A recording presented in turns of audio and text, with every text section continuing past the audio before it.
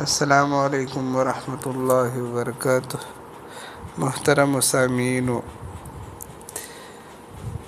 امید ولرم چې تاسو به روغ به جوړ به خوشحاله به.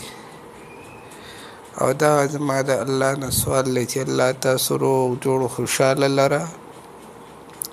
زه یو پیره بیا ستاسو د وړاندې حاضر یم په یو نوې وظیفې سره، او ډېره بهترینه وظیفه چې په هغې سره چا باندې قرض وي نو الله رب العزت دغه قرض هغه خلاصوي. دا قرض ډېر لوی بوج په انسان باندې. هغه خلک وایي که نه چا باندې چې قرض وي نو هغه د شپې خوبونه ارام وي.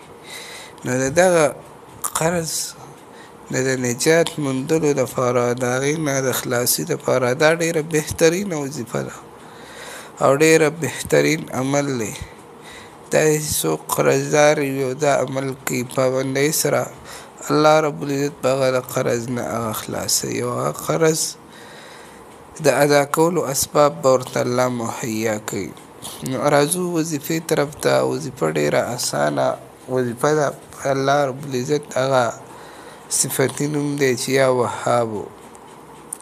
نو دا وظیفه به څنګه کوي؟ وظیفه به داسې کوي چې روزانه د ماسخوتن لمونځ نه پس 11.5 پیري 1150 پیري 1150 پیري دا به یا وهابو یا وهابو وي.